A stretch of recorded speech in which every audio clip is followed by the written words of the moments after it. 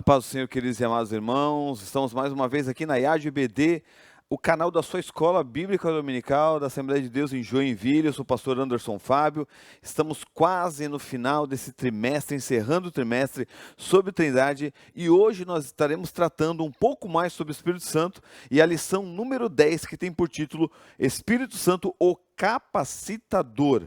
Nós vamos nos aprofundar um pouco mais neste assunto e tratar um pouco aqui de maneira bem panorâmica sobre a teologia de Lucas, a teologia carismática de Lucas. Nosso texto áureo nos diz assim: e há de ser que depois derramarei o meu espírito sobre toda a carne. Está lá em Joel capítulo 2, versículo 28, a parte A.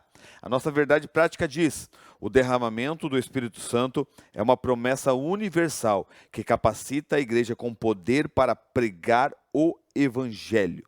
Então nós vamos já aqui falar sobre a introdução, o que nós mencionamos sobre a teologia carismática de Lucas. É importante você, professor, tenha um conhecimento sobre a teologia de Lucas para falar sobre essa questão da capacitação. Se você não leu ainda, leia a teologia carismática de Lucas, do autor Roger Strodston, da CPAD. Tem outros livros também da editora Carisma, que é a teologia lucana sob exame, também do mesmo autor Roger Strodston. Também tem outros livros também, como o James Shelton, que é Poderoso em Palavras e Obras, também um livro interessante que vai tratar sobre esse panorama. Então a primeira coisa que a gente tem que entender é que Lucas, ele não é somente um historiador. Ele não está escrevendo nem o seu evangelho e nem Atos dos Apóstolos somente para relatar fatos. Ele está escrevendo para descrever o que aconteceu, mas para promover teologia também. E tanto do Evangelho como de Atos tem a sua teologia carismática, que é justamente o que nós pentecostais nos fundamentamos, que é o batismo no Espírito Santo, a capacitação, como a própria lição vai tratar. Então, nós temos que entender isso. E também entender que Lucas e Atos não são duas obras separadas. É uma mesma obra em 2 volumes. Então, primeiro, se você leia Lucas, depois Atos, é uma obra só. Então, quando a gente entende isso, nós entendemos que a teologia que Lucas traz no seu evangelho, em Atos, é uma continuação da teologia que ele já está tratando. Então, Lucas, ele é bem específico, principalmente nessa questão do Espírito Santo, onde ele selecionou tudo aquilo que ele queria trazer a respeito do Espírito, e ele foi bem específico para fortalecer a teologia carismática, a teologia do poder, da manifestação do poder. Tanto que nós vemos tanto no Evangelho a questão do próprio batismo de Jesus, onde o Espírito Santo desce sobre Jesus, é uma prefiguração em Atos 2, onde desce sobre os discípulos. Então Lucas utiliza isso, o que está aqui está lá, e ele vai fazendo essa complementação.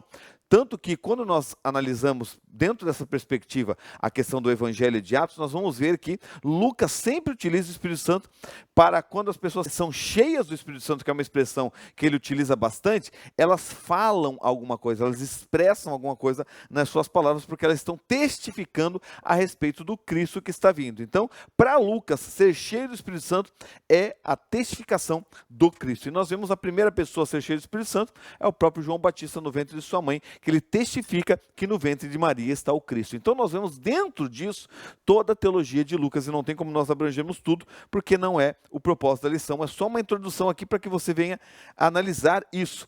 E qual que é o problema que as pessoas tratam quando vão tratar da questão de Lucas? É que elas olham Lucas pela perspectiva e pelo óculos de Paulo.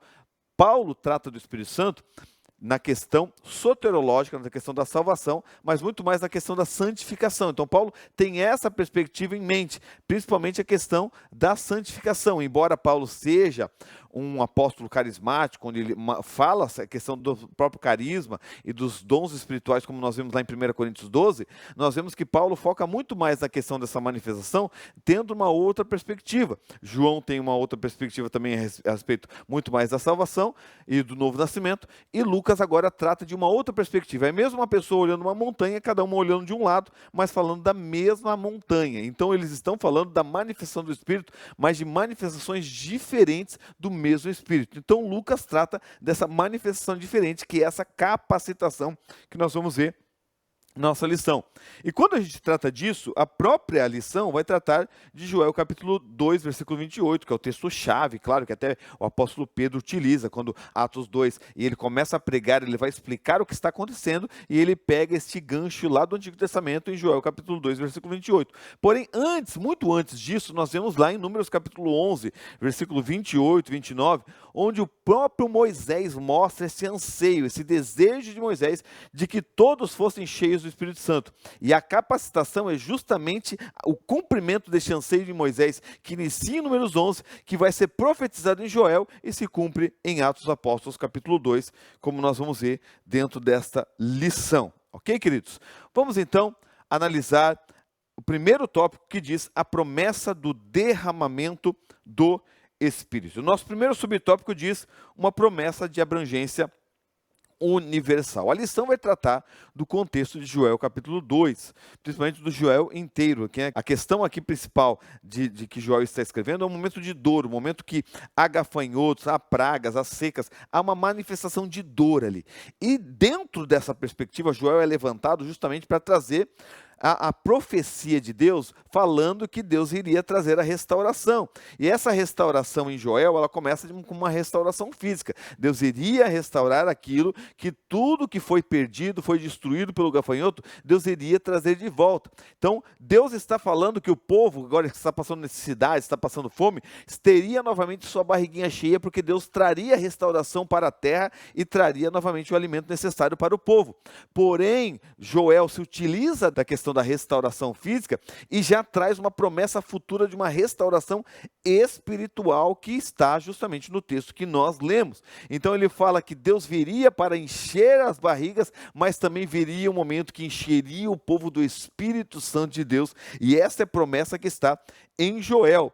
E essa questão de Joel, que envolve principalmente, e que está com o link lá em Números capítulo 11, versículo 29, é exatamente a questão de que toda a carne agora, se utiliza o termo bazar ali, que fala de carne humana, literalmente ele está falando de corpo humano, de carne humana. Então, mas dentro da questão de Joel ali, a intenção é falar sobre uma universalidade sem distinção. Então, toda a carne agora seria cheia do Espírito Santo. O Espírito Santo, nós sabemos que no Antigo Testamento era restrito somente a classes especiais. No Novo Testamento, agora tendo essa questão profética, nós vemos que há agora uma nova manifestação para que toda a carne agora seja cheia do Espírito Santo. É como se fosse uma chuva no Antigo Testamento, onde fosse uma chuva seletiva. Ela escolhe somente reis, profetas e sacerdotes. Mas o Novo Testamento é uma enchente, é uma enxurrada que vai e enche todos agora vão ser cheios do Espírito Santo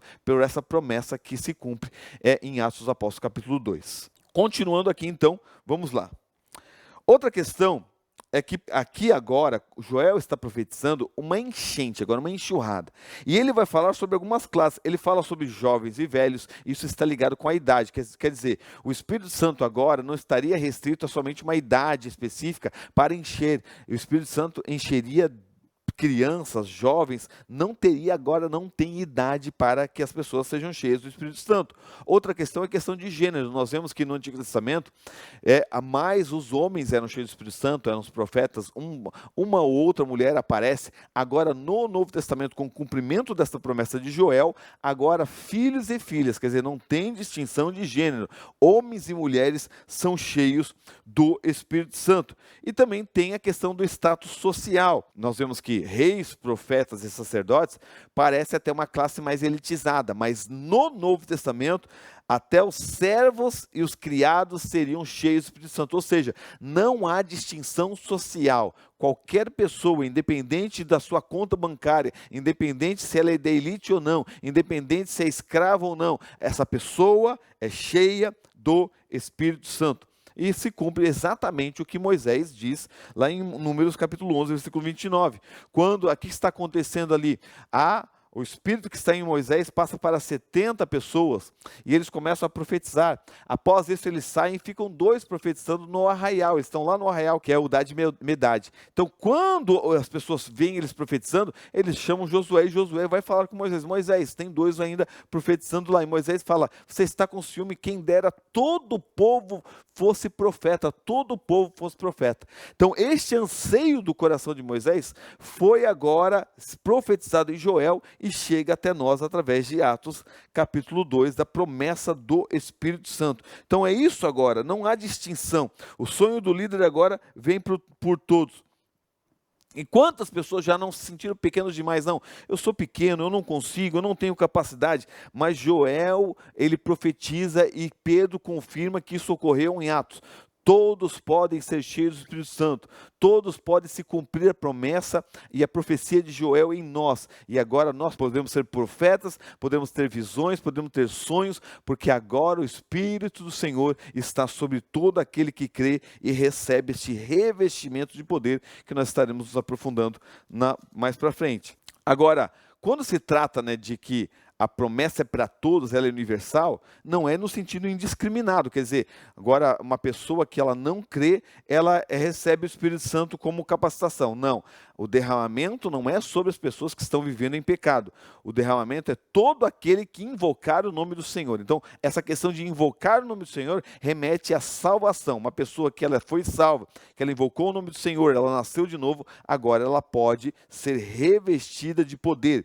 O pastor Antônio Gilberto, ele diz, esta promessa ainda aguarda plenitude, o avivamento deve atingir não apenas indivíduos, mas as instituições e a igreja em geral. Então, nós vemos que isso será completo, claro, com a vida de Cristo, onde nós veremos um reino milenar aqui, mas todos podem ser cheios do Espírito Santo mediante o seu crer em Cristo, porque o crer é uma questão primordial para receber o batismo, para receber essa capacitação, tem que crer, tem que invocar o nome do Senhor, aí receberá, todo aquele que crer, receberá esse revestimento de poder. Na antiga aliança, era como se, fica mais claro para você falar para o seu aluno, era como se fosse um Wi-Fi, onde só recebia aqueles que tinham a senha. Então, reis, profetas e sacerdotes tinham a senha para receber essa capacitação, receber isso e serem capacitados para exercer as suas funções no Antigo Testamento, mas agora Jesus abriu a rede a todo aquele que crê. Então, todo aquele que crê pode entrar no sinal do Espírito e ser cheio do Espírito Santo para receber esse revestimento de poder. Nosso segundo subtópico fala sobre uma promessa com ação sobrenatural. Essa é uma promessa com ação sobrenatural e aqui nós vemos a democratização do fenômeno profético. Então aqui nós vemos que o espírito de profecia, que era restrito somente a Gideão, a Saul, a Miqueias, a outros, esse espírito de profecia agora está franqueado à igreja. A igreja agora é uma comunidade de profetas, é uma comunidade profética. No Antigo Testamento, o Espírito Santo só visitava, agora ele faz morada, ele habita em nós e agora o Espírito Santo vem para revestir, além de habitar, ele vem nos revestir de poder para nos capacitar a exercer as funções que ele tem para nós dentro do corpo de Cristo, que é a igreja. A questão da nova aliança, ela não apenas salvou o povo, porque o Espírito Santo vem e convence o homem, faz o homem nascer de novo, que é um dos milagres. Agora não, agora o Espírito Santo vem em Atos dos Apóstolos para que nós sejamos e nós somos uma comunidade profética ao mundo. Nós somos a voz de Deus ao mundo agora, mediante essa capacitação. E a questão de quando se fala de profético, não é só a questão de prever o futuro, mas é falar sobre o impulso do Espírito, é falar na ousadia do Espírito, é falar impulsionado pela manifestação sobrenatural do Espírito Santo sobre as nossas vidas. E as ferramentas de comunicação que o texto diz é justamente profecias. A profecia ela serve para edificar, exortar e consolar. Então, nós vemos agora dentro dos dons espirituais a questão do dom de profecia, onde há esse espírito profético no meio da igreja. Também vai falar sobre sonhos e visões, do texto de Joel, que nós cremos também nisso, que é para a direção e revelação dos propósitos de Deus em momentos específicos. Nós cremos nessas questões de sonhos e visões, porque nós vemos isso em Mateus capítulo 1, versículo 20, e em Atos 16, 9. Então, há outras questões dessas manifestações, e agora, dentro dessa perspectiva da capacitação, Deus nos chamou para viver no Espírito, cheio do Espírito, com uma vida dinâmica, não estática, uma vida dinâmica de experiências sobrenaturais com Ele. se a igreja viver sem essas manifestações, ela não passa de uma organização humana, mas ela precisa deste poder para mostrar que ela é um organismo vivo, cheio do Espírito Santo de Deus. Agora essa questão, pastor, uma pessoa que ela fez alguma coisa errada, mas ela ainda é usada, e nós vemos isso. Nós podemos trazer aqui, isso um aluno seu pode perguntar, e você pode trazer a questão do canal. Então, a metáfora do canal. Como que é o canal? Um canal, quando ele está obstruído pelo pecado, ele ainda pode sair água, ele ainda sai água, mas sai água suja, e ainda está saindo água ali, ele ainda sai água. Mas um canal, quando ele está sem obstrução nenhuma e ele está buscando cada vez mais santificação, ele flui de uma maneira muito melhor e ele não se mistura com as questões da própria natureza humana. Então, quando nós estamos buscando a Deus e nós estamos sendo usados de maneira profética e temos esse relacionamento, essa comunhão, a manifestação de Deus ela é muito mais pura no sentido de que nós recebemos e compreendemos realmente porque temos uma sensibilidade maior para compreender as coisas do Espírito. Agora, há pessoas que mesmo em pecado, elas continuam ainda sendo usadas porque Deus tem compromisso com a sua palavra e ainda ali está o canal, mas vai chegar um momento em que essa pessoa não terá mais, porque o Espírito, quando a gente erra, o Espírito Santo não nos abandona, ele quer nos convencer, mas há um momento de constante pecado em que o Espírito é extinguido, o Espírito é afastado e nós não temos mais o Espírito sobre a nossa vida e daí essa pessoa, ela não tem mais essa manifestação profética sobre a sua vida. Então nós temos que cuidar com isso, tá? Então tome cuidado então que o canal ele tem que estar limpo para não ter mistura nenhuma. Agora, você pode perguntar para o seu aluno e você pode responder. Você já teve alguma manifestação sobrenatural que você quer comentar? Comente aí nos comentários que é importante essa interação para que nós venhamos trocar aqui as informações e venhamos cada vez mais sermos usados na presença do Senhor. Nosso terceiro subtópico, uma promessa para os últimos dias. Então aqui fala sobre justamente a questão dos últimos dias. Então, aqui fala sobre o relógio de Deus. O relógio de Deus é diferente do nosso. E aqui os últimos dias não são os últimos dias literalmente como nós compreendemos.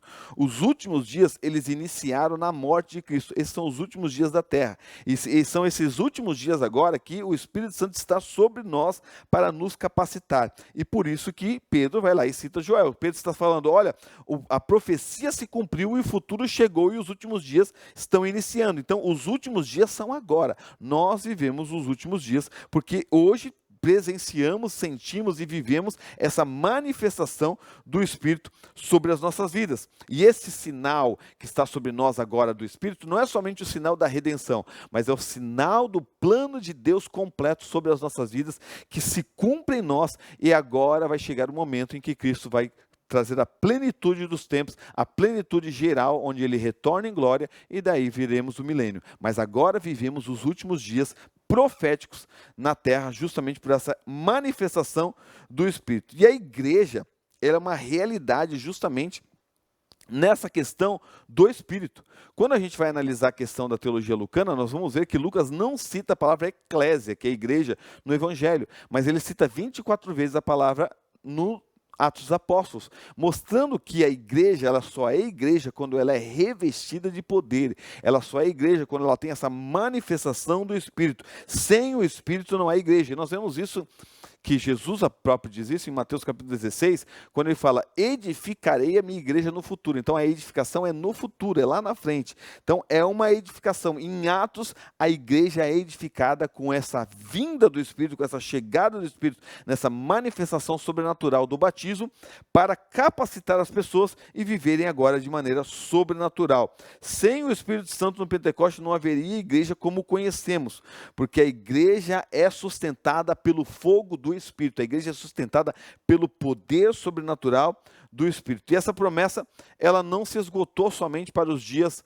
dos apóstolos. Tem pessoas que vão dizer, não, essa manifestação era só para os apóstolos, os dons espirituais é só para os apóstolos. Não existe isso mais. A profecia de Joel, ela não tem prazo de validade e não há na Escritura nenhum texto que diz isso. Conforme Atos 2,39, em que Pedro está dizendo, diz que a promessa é para vós, vossos filhos e todos os que estão longe, que somos nós. Então essa promessa é para nós, para os dias de hoje. Vamos para o segundo tópico, que é o cumprimento, poder para testemunhar. Nosso primeiro subtópico diz: o Espírito Santo veio com poder do alto. Então, a primeira coisa que nós vamos analisar aqui é a palavra revestimento. Então, aqui não é algo superficial somente. Revestimento é como uma pessoa que é revestida com uma armadura. Os discípulos, eles já tinham o Espírito Santo como morada, eles já tinham o Espírito Santo já morando neles, mas eles precisavam de um revestimento de poder. Eles precisavam do poder do alto para poderem testemunhar com ousadia. Você pode ter o Espírito Santo para a vida, para ser salvo, mas para ir para a guerra, para testemunhar com ousadia, você precisa de revestimento de poder. Jesus disse: ficai até que sejais revestidos. Está lá em Lucas 24:49. Ficai em Jerusalém até que sejais revestido com poder. Então nós temos que ficar para ser revestido. A manifestação do Evangelho é uma manifestação de poder, é uma manifestação sobrenatural que a pessoa precisa ser revestida. E a questão aqui é justamente da palavra poder. A palavra poder vem de dinamis, dunamis, né? Ou dinamis, porque o Y ali tanto pode ser transliterado como o I ou como o U. Então uns lê como dunamis, outros como dinamis, mas o dinamis lembra para nós como dinamite, que é poder ou dinâmica. Então vem da mesma raiz. Então fala de força latente, fala de uma energia ativa, fala de algo que vem sobre nós e nos capacita, nos levanta e nos move para sermos usados dentro da unção do Espírito Santo. E o Espírito que vem sobre Atos dos Apóstolos é o Espírito de profecia. Por quê? Porque ele vem para que essa boca se abra para pregar o Evangelho. É o Evangelho com ousadia. Sem esse poder, a igreja é somente uma associação humana. Ela não é um exército imparável que vai e o Evangelho é pregado. Não, ela não consegue ir adiante sem o poder de Deus, sem essa manifestação sobrenatural do Espírito. E agora, uma questão que você pode perguntar aos seus alunos: você tem pregado na ousadia, com poder ou com as próprias forças? Você tem operado o ministério com as suas forças ou no poder de Deus, na manifestação do Espírito, na unção, na graça, cheio do Espírito Santo, com as línguas estranhas, com dons espirituais, a igreja revestida disso? Então é isso que nós precisamos. Dentro do poder de Deus, sermos revestidos deste poder. E as 4 dimensões desse poder que o texto nos mostra é justamente santificação, o Espírito Santo. Eu falo de poder relacionado à presença do Espírito Santo. O Espírito Santo santifica, ele tira o pecado, ele nos conduz cada vez mais a viver para Deus, mas ele também nos dá ousadia para pregar o Evangelho e as pessoas serem convencidas através do poder de Deus e da palavra de Deus que está sendo pregada. Também ele nos traz edificação, o Espírito Santo traz edificação para o corpo, mas traz também os dons espirituais como ferramentas para a edificação e construção no poder de Deus da igreja. O Pentecostes, ele é um evento trinitário e nós vamos nos aprofundar um pouco mais nisso, como estamos tratando da Trindade. Então o Pentecostes é o Pai promete, Jesus intercede e envia, e o Espírito Santo é enviado, ele vem. Então, nós vemos a manifestação da Trindade no Pentecostes. Nosso segundo subtópico, os sinais da descida do Espírito Santo. Então, aqui nós vamos ver alguns sinais que Atos dos Apóstolos ali menciona, que são importantes nós colocarmos aqui. Primeiro é os sinais audíveis, né, que são visíveis e audíveis, que são de impacto. O primeiro é o som, né, que vem da palavra ecos, né, que é, a palavra eco vem justamente do grego, que é ecos. Não foi somente um barulhinho, o texto vai dizer que vem um ruído, um vendaval de um vento impetuoso. A Bíblia King James vai traduzir como uma rajada de vento impetuoso. Então vem um barulho de vento forte realmente. Então as pessoas ouviram esse vento, elas não viram o vento não veio, elas ouviram o barulho deste vento vindo. E depois elas viram como de fogo. Não era um fogo em si, não era um fogo que queimava. Era como o aspecto era de fogo, era algo como de fogo. E era uma manifestação de línguas como de fogo, uma aparência de fogo. Foi uma teofania, uma manifestação visível ali da presença de Deus mediante a ação do Santo Espírito ali, fazendo essa obra sobrenatural em Atos capítulo 2. E ali Deus usou a audição e a visão para que não houvesse dúvida que aquilo que estava acontecendo era algo sobrenatural que vinha do Espírito Santo. E aqui alguns fazem um paralelo entre o Sinai e o Pentecoste. No Sinai também teve barulho, teve fogo, teve nuvem, teve raios, trovões. Então houve manifestações lá no Sinai quando eles vão receber a lei. E aqui também há essa manifestação, então há esse contraste das alianças, da manifestação das alianças agora, tanto no Antigo Testamento no Sinai, como no Novo Testamento no Pentecostes. E lá nós sabemos que no Sinai a lei foi escrita em pedras, mas no Novo Testamento a lei é escrita no coração. E os símbolos ali, primeiro o vento, né, simboliza a presença criadora. Nós vemos isso que fala sobre o fôlego de vida. Então essa presença criadora que agora está criando a igreja, criando o seu povo. E nós vemos essa manifestação de vento também lá em Ezequiel capítulo 37, no Vale dos Ossos Secos, onde eles vão agora ser restaurados. Então este vento vem justamente agora para criar a igreja, criar esse povo de Deus cheio do Espírito Santo. Outra aqui é o fogo simboliza purificação e consagração, onde vai limpar o altar do sacrifício para derramar poder sobre o sacrifício, para que o sacrifício seja aceitável. E outras são as línguas, que também são manifestas, línguas como de fogo, justamente para antecipar o que aconteceria. As línguas vêm como de fogo, porque eles seriam cheios e agora falariam das grandezas de Deus. Então lembra que eu falei no início? Em Lucas, o Espírito Santo vem, enche para que a pessoa fale. E por isso que nós cremos, que veremos a seguir, que cremos que a evidência do batismo são as línguas estranhas, justamente por causa dessa questão de Lucas. Não é somente porque em Atos menciona mais vezes, mas essa questão de Lucas sempre evidenciando que a pessoa é cheia e ela fala, é cheia e ela fala, ela é cheia, e quando eles foram cheios, eles falaram em outras línguas, conforme o Espírito Santo concedia que falassem. E o vento e o fogo ali foram sinais inaugurais. Nós não vemos em outros textos, como em Atos capítulo 8, em Atos capítulo 10, em Atos capítulo 9, em Atos capítulo 19, né, ocorrer de novo essa manifestação. Foi uma manifestação gloriosa somente para Atos capítulo 2.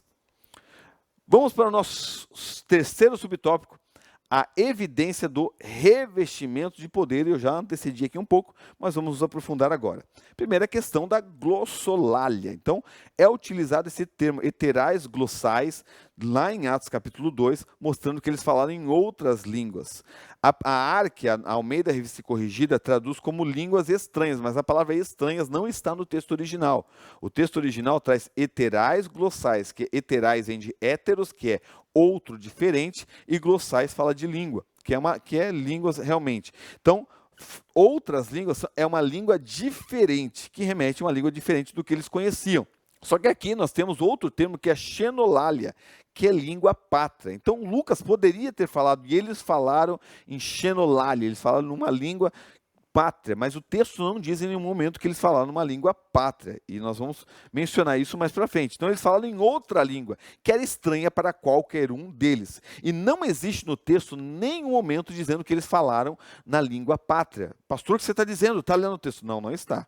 O texto diz que os povos os ouviam falar na sua própria língua, mas o texto não diz nenhuma única vez que eles falaram na sua própria língua. E Lucas poderia muito bem mencionar isso. Não, e cada um falou numa língua diferente, uma língua dos povos. Lucas poderia ser bem específico nisso, mas Lucas não menciona isso, porque nós cremos que o milagre foi duplo. Eles falaram em outras línguas, uma língua que ninguém conhecia, e os povos ouviam falar eles na sua própria língua. Agora imagina, se você colocar 120 pessoas numa sala, e todas falarem em português ao mesmo tempo, e alguém ouvir de fora, ninguém vai entender o que as pessoas estão dizendo lá, porque todos estão falando ao mesmo tempo. Agora imagine, todos eles falando em línguas ao mesmo tempo. Teria como o povo entender? Não, porque são 120 pessoas, todos falando ao mesmo tempo.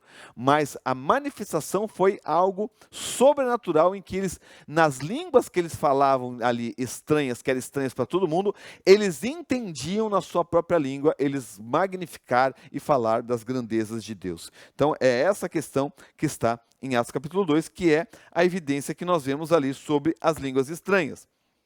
E as línguas, elas são recorrentes desse revestimento de poder, dessa vinda de ser cheio do Espírito Santo. Nós vemos isso de maneira explícita em Atos capítulo 2, onde mostra que eles foram cheios e falaram em outras línguas. Na casa de Cornélio, em Atos capítulo 10, diz que quando o Espírito Santo veio sobre eles, o Espírito Santo caiu sobre eles, eles falaram em outras línguas. E em Atos capítulo 19, 25 anos depois do Pentecostes, diz que eles foram cheios, eles receberam o Espírito Santo e falaram em outras línguas. Então, essas três são bem explícitas. E faltaram duas, que são implícitas, que é Atos capítulo 8, que não diz que eles falaram em línguas, mas diz que Simão viu que algo acontecia e quis comprar esse poder.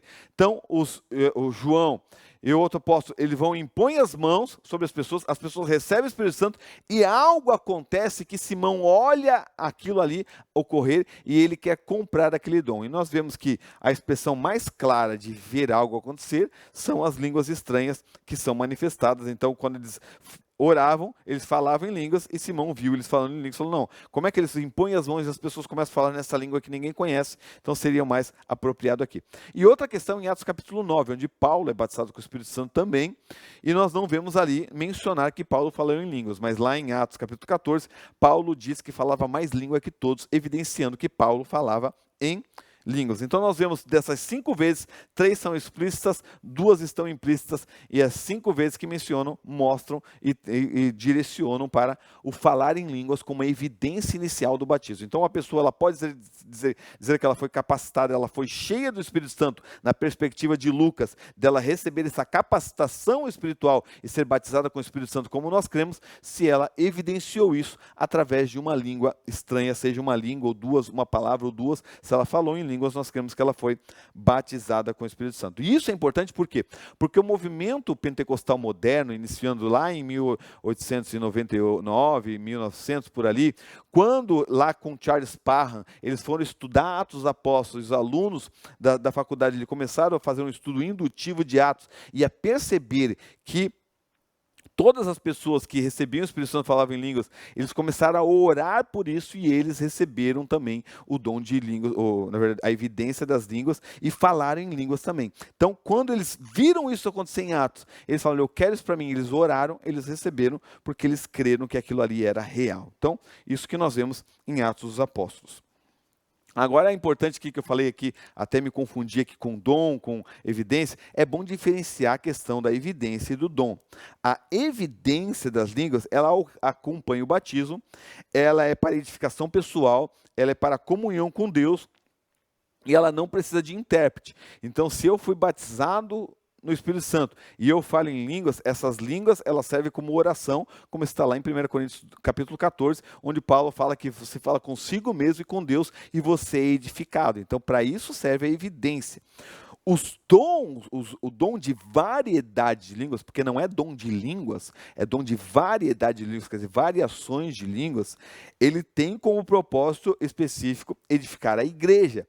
E quando é falado em variedade de línguas como dom, ele precisa de um intérprete. Então, se eu estou na igreja e eu falo em línguas e atrapalho o culto, para o culto, as pessoas ficam ouvindo eu falar em línguas e não há interpretação, o texto diz que eu devo ficar calado e falar comigo mesmo e com Deus. Ou seja, eu devo falar em línguas, e não é proibido falar em línguas no culto, mas eu devo falar comigo e com Deus como uma glorificação e um entendimento, uma comunhão comigo e com Deus, porque não há edificação para a igreja, a edificação minha própria. Então, quando há dom de variedades e a pessoa quer se direcionar à igreja com o dom, tem que haver interpretação, porque se não há edificação para a igreja, aquilo ali vai ser improdutivo e a pessoa só vai estar se edificando falando em línguas estranhas. Então é isso que Paulo está tratando lá em 1 Coríntios 14, que é importante nós tratarmos aqui rapidamente.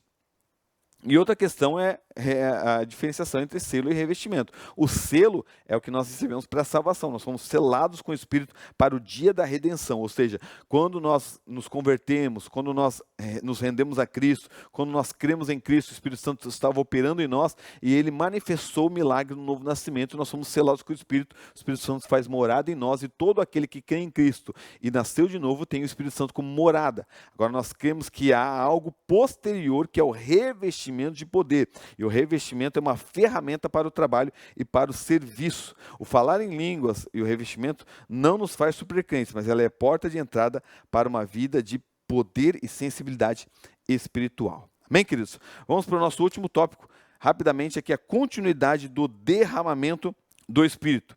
Primeiro subtópico diz a extensão da promessa do Espírito. Então, o conceito aqui de Doreia é que o dom é gratuito a todos. Então, o derramamento é sobre todo aquele que crê. Você não compra o batismo com jejum e oração. O jejum é dado por graça sobre nós. O jejum e oração, ele pode preparar você para receber o batismo, mas o batismo é dado por Cristo, por sua graça. E a promessa, os destinatários da promessa, está lá em Atos 2,39, que é vós, fala dos judeus e prosélitos que estavam presentes ali, vossos filhos, fala das gerações futuras, quer dizer, vossos filhos também receberão a promessa, e todos estão longe, quer dizer, os gentios, e também diz, a promessa é tantos a quantos Deus os chamar. Então, todos que são chamados por Deus, essa promessa é concedida para todos. Se Deus nos chamou à salvação, Ele nos chamou também à promessa do revestimento de poder. Não há exclusividade para a igreja primitiva, para o Novo Testamento. É para todos. Os dons não pararam na era apostólica. Os dons são para todos nós, porque ainda precisamos vencer as hostes espirituais e precisamos pregar o evangelho com ousadia. Então, nós falamos aqui já sobre a subsequência. O Novo Testamento é questão que sopra em nós a vida eterna e nós nascemos de novo. O revestimento é para o serviço. E nós temos exemplos bíblicos na Bíblia, que é Atos capítulo 1, versículo 8, onde eles ouviram falar, eles se batizaram nas águas, quer dizer, eles eram pessoas salvas. Mas João teve que descer lá e impor as mãos para que eles viessem receber o revestimento de poder. Nós vemos lá em Efésios capítulo 19, onde as pessoas eram discípulos. E quando Lucas cita discípulo, é sempre discípulo de Cristo. Então eram discípulos de Cristo, estavam seguindo a Cristo, foram batizados nas águas, eles creram. O próprio apóstolo Paulo fala, vocês receberam quando creram, quer dizer, eles creram em Cristo, então o Espírito Santo estava sobre eles, mas Lucas está falando ali através de Paulo a respeito do revestimento de poder. Paulo impõe as mãos sobre eles e eles recebem esse revestimento. Então há uma diferença entre nascer de novo, crer em Cristo e ser revestido de poder, e o texto bíblico mostra isso. É mais ou menos uma analogia de um copo e uma jarra. Quando você está com um copo, você sacia a sua própria sede. Então você vai lá, bebe a água, você nasceu de novo, saciou a sua sede. Agora, quando o seu copo fica debaixo de uma jarra e fica derramando, fica borbulhando, é porque você está enchendo para que outras pessoas recebam essa água também, que é justamente um serviço. Agora você vai para levar esta água com ousadia para que as pessoas recebam a palavra. Nosso segundo subtópico, o Espírito opera com diversidade e unidade. E aqui, quando fala de diversidade, não está falando de algo confuso, de confusão, de visão. Está falando de uma distribuição organizada. O Espírito Santo concede os dons espirituais de maneira organizada para que todos venham seguir a função dentro da igreja. Agora, ele não dá um dom para todos, porque imagina se todos fossem mão, onde é que está o corpo, onde é que está o pé? Paulo vai tratar disso lá em 1 Coríntios capítulo 12. Os dons, eles são concedidos conforme cada um for útil. Então, há uma distribuição organizada destes dons para que nós venhamos viver em unidade. A beleza da igreja está em nós sermos diferentes, e daí nós somos movidos pelo mesmo Espírito para nós estarmos em unidade e manifestarmos a glória de Deus. O poder sem unidade gera escândalo. Mas a unidade sem poder gera uma igreja fria, uma igreja morta. Nós precisamos de poder, precisamos dos dons, precisamos viver em unidade. Precisamos dos dois vivendo em unidade. E nós vemos a atuação da Trindade também nessa questão dos dons. Nós vemos a engenharia divina ali de Paulo, onde ele diz lá em 1 Coríntios capítulo 12, né, a diversidade de dons, mas o Espírito é o mesmo, a diversidade de ministérios, mas o Senhor é o mesmo, a diversidade de operações, mas é o mesmo Deus que opera tudo em todos. Então nós vemos o Espírito Santo que distribui os dons, ele dá a ferramenta às pessoas, o Filho é aquele que dirige os ministérios, ele diz como a ferramenta será usada, e o Pai é aquele que opera o resultado, ele é o energemata, ele garante que aquilo será realizado pelo seu poder, porque ele opera tudo em todos. Os dons não são propriedades humanas, é a manifestação conjunta de Deus na vida da pessoa. E os dons, eles têm 3 marcas aqui específicas dessa doutrina dos dons. É universal, todos podem receber esses dons, se foram batizados com o Espírito Santo. A finalidade coletiva, os dons é para a edificação do corpo, e há uma harmonia. Da mesma forma que a Trindade ela opera na questão dos dons, os dons devem refletir a união dessa Trindade, refletir a unidade da igreja para glorificar a Cristo, ok? E a evidência inicial, como nós já falamos, são as línguas estranhas como evidência, mas a evidência contínua é a manifestação do fruto sobre a nossa vida e a manifestação dos dons espirituais sobre a igreja. Nosso terceiro e último subtópico, o Espírito distribui dons com propósito. A utilidade é coletiva aqui dos dons. Os dons, ele não tem o propósito de nos fazer melhores, para exibição, para fazer um show, não. Os dons, ele tem o propósito de edificar a igreja. É para o que for útil, como diz o texto sagrado. Então, os dons, ele tem um propósito de trazer edificação. Se o dom serve apenas para você se sentir mais espiritual que o irmão, ele perdeu o propósito original. O dom é ferramenta de trabalho, não troféu para prateleira. Então, o dom é para nós edificarmos a igreja e temos que buscar os melhores dons. Porém, Deus reparte os dons como quer. Ele reparte a cada um como quer, conforme 1 Coríntios 12:11. Não é como nós queremos, nós podemos buscar, mas é Ele que reparte. Para que isso não venha ter inveja e vai ser tudo dentro da vontade de Deus. O Espírito Santo escolhe o dom baseado na utilidade. Qual que é a utilidade que você tem para exercer o seu ministério dentro da igreja, para que a igreja seja edificada e o nome do Senhor seja glorificado. Então isso é importante. Nós temos que cuidar com os dois perigos a respeito dos dons. É a soberba, nós achamos que os dons nos traz uma santidade superior, nós somos melhores que os outros, e a questão da negligência, nós enterrarmos o dom e ignorarmos a importância que o dom tem na questão da edificação da igreja. Nós não podemos fazer como a parábola dos talentos, lá em Mateus 25:25. Nós não podemos enterrar nosso dom, não podemos deixar que a preguiça paralise o exercício dos dons espirituais ou a falta de crença, a incredulidade. Temos que orar para que os dons sejam manifestos na igreja. E a regra de ouro é bem clássica. Lá em Filipenses 2:3, nós temos que tratar os outros acima de nós como superiores a nós. Assim nós exerceremos o nosso dom, não achando que nós somos superiores aos outros, mas exerceremos o nosso dom para a glória de Cristo e para a edificação da igreja. Okay? Então, isso deve acompanhar. Os dons devem ser acompanhados com amor, com zelo, com temor, porque quando Paulo trata dos dons no capítulo 12, ele vai tratar do amor no capítulo 13 e vai continuar falando dos dons no capítulo 14. Então precisa desse exercício do amor, ok? Então encerramos aqui a nossa aula. É muito bom que você fale sobre isso e peça para o seu aluno buscar a presença do Senhor e ser cheio do Espírito Santo. E se essa aula te ajudou a entender um pouco mais sobre essa doutrina, que você compartilhe essa aula, que você curta, que você comente e divulgue ao nosso canal da Escola Bíblica Dominical para a glória de Cristo. Tenha uma excelente aula neste domingo, em nome de Jesus.